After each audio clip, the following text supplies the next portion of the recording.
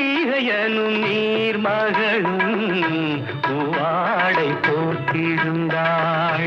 தென்றலெனும் காதலில் கைவிளக்க வேர்த்து நின்றாள். பொய்கையனும் நீர் மகளும் பூவாடை போர்த்திருந்தாள்.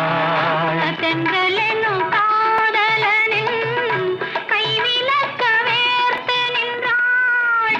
என்ன துடிப்போ அவள் நிலை நீ உணர மாட்டாயோ? என்ன துடிப்போ அவள் நிலை நீ உணர மாட்டாயோ?